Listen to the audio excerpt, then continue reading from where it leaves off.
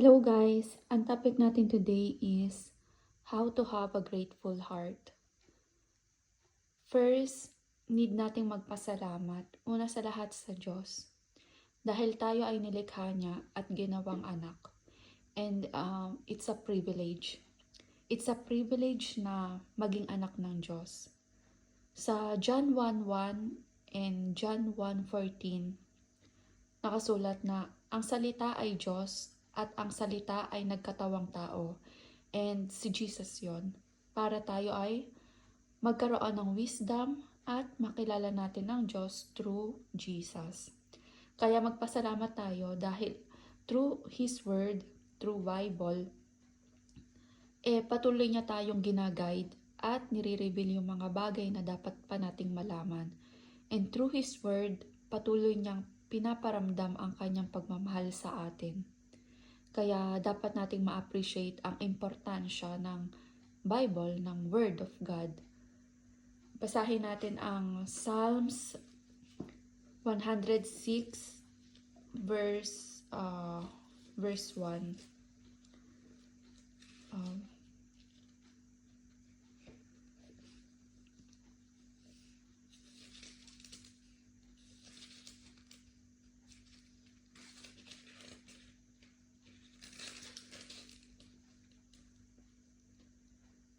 Purihin niyo ang Panginoon, magpasalamat kayo sa Kanya dahil Siya'y mabuti. Ang Kanyang pag-ibig ay walang hanggan. Amen. And basahin din natin ang Psalms 107:1. Magpasalamat kayo sa Panginoon dahil Siya'y mabuti. Ang pag-ibig niya'y magpakailanman. Amen. And basahin din natin ang Colossians 3:16. Nakasulat, itanim ninyong mabuti sa mga puso ninyo ang mga aral ni Kristo. Paalalahanan at turuan nyo ang isa't isa ayon sa karunungang kaloob ng Diyos. Umawit kayo ng mga salmo, himno, at iba pang mga awiting espiritual na may pasasalamat sa Diyos sa mga puso ninyo. So, ayun. Kaya ang first need talaga natin gawin is magpasalamat to have a grateful heart. Second, matuto tayong i-appreciate lahat ng blessings na ibinigay sa atin ng Diyos. Kahit yung mga blessings na hindi natin napapansin. For example, air. Diba? Yung ating, kung walang air, hindi tayo mabubuhay dito sa mundo.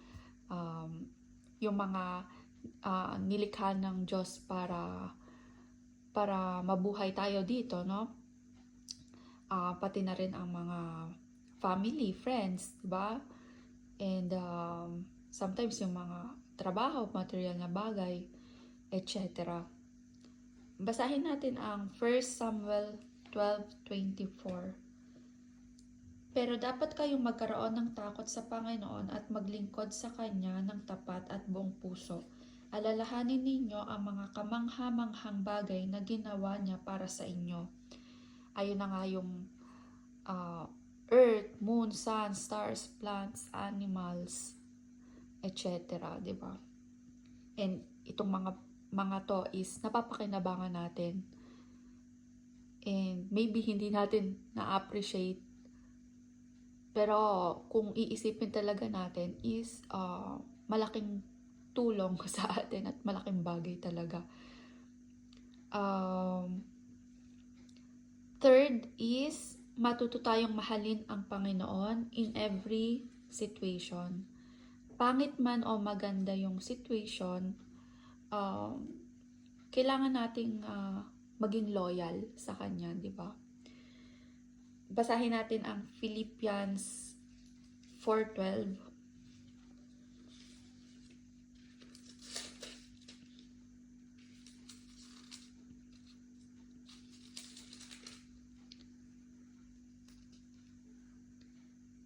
Marunong akong mamuhay sa hirap o ginhawa. Natutunan ko na ang lahat ng ito ay ulitin natin. Marunong ako mamuhay sa hirap o ginhawa. Natutunan ko na ang lahat ng ito. Kaya maging anuman ang kalagayan ko, busog man o gutom, sagana o salat, kontento pa rin ako. Kaya kong harapin ang kahit anong kalagayan sa pamamagitan ng tulong ni Kristo na nagpapatatag sa akin. Ganon pa man, nagpapasalamat ako dahil tinutulungan nyo ako sa kagipitan ko. So, si Pablo yung nagsasalita nito. And sinasabi niya na maganda man yung o pangit yung sitwasyon, nananalig siya kay Kristo, no? Kaya dapat maging ganun din tayo, hindi yung pag okay lang yung buhay natin and okay yung sitwasyon, okay tayo sa Diyos. Pero kapag dumaan na yung pangit ang sitwasyon, may problema is nagagalit na tayo sa Diyos. Wag ganun. Dapat maging faithful pa rin tayo kasi alam ng Diyos kung paano niya tayo tutulungan. So, maging faithful tayo and patuloy tayong manalig sa Kanya. Fourth is obey God's word. And actually, madaling sabihin to, lalo na if yung pinapagawa ng Diyos is okay lang din sa ating gawin. Sometimes, di ba, nakakataba pa nga ng puso sa atin na gawin ito. Pero may mga sitwasyon na hindi tayo sang-ayon sa will niya. And doon, nagiging mahirap na i-obey ang God's word. And ano ba yung mga cause ng disobedience sa God's word? First is ang sin. Yung mga taong pinili na mabuhay sa kasalanan dahil masaya sila doon, they disobey God, diba? Sa Proverbs 1:28 nakasulat. Tatawag kayo sa akin, ngunit hindi ko kayo sasagutin. Hahanapin ninyo ako, ngunit hindi nyo ako makikita. So, ayun yung consequence kapag dinisobey mo ang Diyos. Kasi, parang lumabas ka sa kanyang bakuran. Di ba? Yung parang, kumbaga, hindi ka na under sa protection ng Diyos. Kasi nga parang, kumbaga sa magtatrabaho, kapag na-hired ka ng amo, meron siyang mga benefits, di ba? Pero once na nag-resign ka, wala ka na makukuha. Ganon din sa Diyos. Once na lumabas ka sa circle niya, wala kang marireceive na kahit ano. Blessings, promises of God, wala. Kasi hindi ka part ng mga yon. Merong mga nagsasabi na bakit yung mga tao hindi maka-Diyos, na masama yung ugali, siya pa yung maayos, maalwan yung buhay, siya pa yung mayaman, siya pa yung walang problema, samantalang yung iba na nananalig sa Diyos, ang daming problema. Well, wag natin kainggitan yung mga taong unholy. Kasi, kung isipin natin, they belong to Satan in sense na, since na si Satan ang prinsipe ng mundong ito, ibibigay niya talaga lahat para manatiling bulag ang mga taong ito sa katotohanan. Kaya hindi dapat natin kainggitan itong mga taong to, at dapat pa nga natin kaawaan kasi nga they belong to Satan na dapat hindi ganon, di ba? At yung mga anak ng Diyos na dumadaan sa mabigat na problema, at alam nyo sa sarili nyo na, kung alam nyo sa sarili nyo na kayo ay righteous, be strong. Kasi kasama natin ang Diyos sa lahat ng laban. Tandaan natin na tayo ay nasa spiritual war. Kaya bilang soldier of God, need nating maging attentive, maging vigilant. Kasi hindi natin alam kung kailan aatake ang kalaban. Ang mahalaga ay suot natin yung full armor of God. Kaya wala tayong dapat ikatakot. Sa Psalms 37 verse 7, nakasulat, pumanatag ka sa piling ng Panginoon at matiyagang maghintay sa gagawin niya. Huwag mong kaiinggitan ang masasama na gumiginhawa, kahit pa magtagumpay ang masasamang plano nila. So ayon, huwag natin kainggitan yon at patuloy tayong pumanatag sa piling ng Panginoon. Ang second cause ng disobedience ay lack of faith. Kapag may problema at sinasabi ng Diyos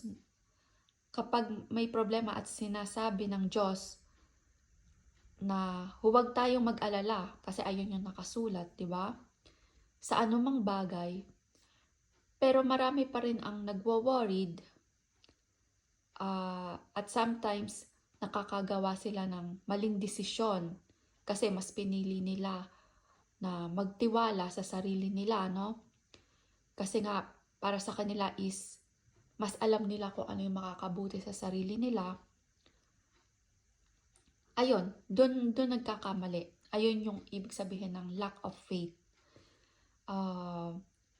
Tandaan natin na God created us, kaya mas kilala tayo ng Diyos at mas alam niya ang makakabuti sa atin. Kung babasahin ulit natin ang Philippians 4, this time is Philippians 4:6 to 7.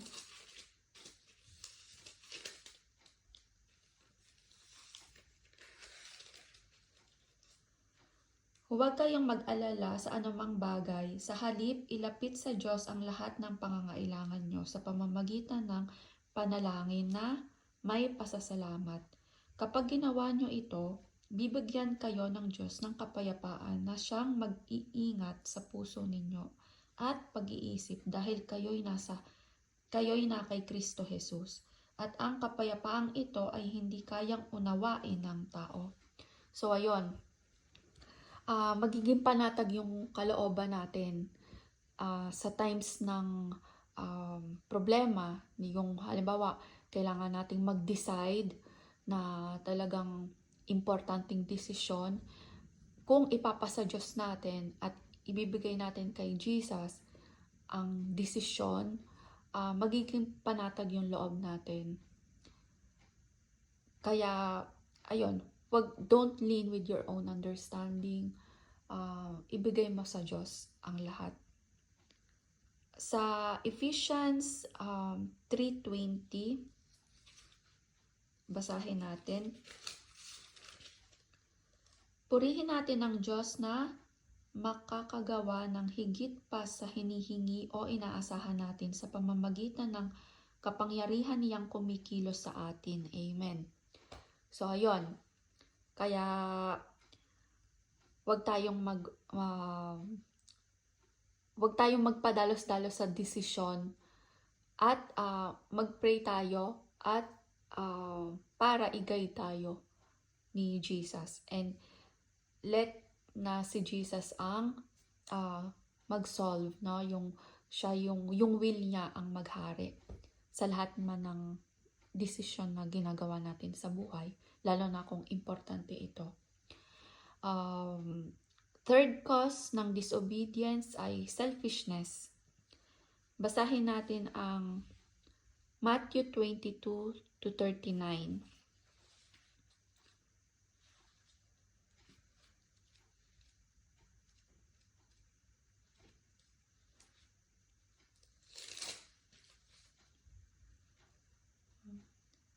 At ang ikalawang pinakamahalagang utos ay katulad din nito. Mahalin mo ang iyong kapwa katulad ng pagmamahal mo sa iyong sarili. So, kung mababasa natin, nakasulat na mahalin ang kapwa katulad ng pagmamahal mo sa iyong sarili. So, para magawa natin yon, need muna nating mahalin ang sarili natin. Kung matatandaan natin, nakasulat na ang body is a temple of God. Kailangan natin itong mahalin, ingatan at protektahan. Di ba ngayon may mga kumakalat na slogan na my body, my choice? Na kahit masama ito sa mata ng Diyos, wala silang pakialam. For example, kung halimbawa magsuot ka ng mga bulgar na damit, di ba? Kahit ano pa yung reason mo, inilalagay mo pa rin yung self mo sa danger. Pwede kang ma-rape, pwede kang mapagchismisan. So, dapat hindi tayo ang maging motibo kung bakit nagkakasala ang tao. Dapat good example tayo na imbis na pagchismisan tayo, tularan tayo. Yung tipong maging inspirasyon tayo sa mga tao. So, alagaan natin ang ating body, ang soul, and spirit. And ang pinaka-importante sa tatlo ay ang espiritu. Kasi si God yon, si Jesus yon, di ba? Ang Holy Spirit. Kung sino na ang tumanggap kay Jesus, meron itong Holy Spirit. So, yung Holy Spirit ay in us. Kaya, napakasakro nito, no? Incontaminated. And, pero ang body and soul ay contaminated pa. Kasi nga, hindi pa dumadating si Jesus. Pag dumating si Jesus, saka pa lang niya tayo bibigyan ng new body, yung perfect, yung pagiging immortal. So, as of now, mortal tayo, and yung soul natin, pwede pa rin talagang ma-prone sa sin, di ba? Kaya kailangan nating mag-stick kay Jesus na dapat ang maghari dito sa tatlo ay ang Holy Spirit. And kasi nga, thanks kay Jesus na He set us free from sin. So, yon.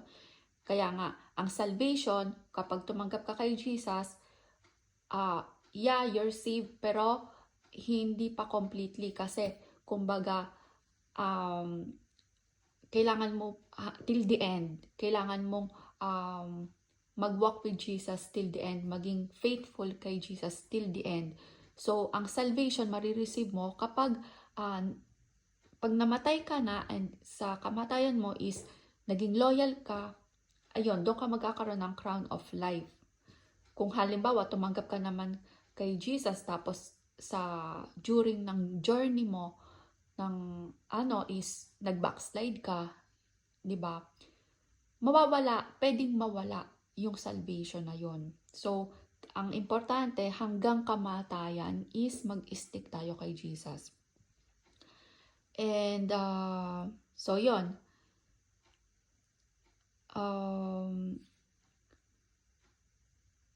So, ayun nga, He set us from sin and He saved us by grace through faith in Jesus. So, ayun, kung matatandaan nyo yung demonstration ko nga sa balls, yung ball na spear, yun nga, explain ko lang din. Yung half is 50% of salvation. Ayun nga namatay si Jesus sa cross, and yung another 50% ay need nating i-work out. Kung babasahin natin ang Apocalypse 2:8-11,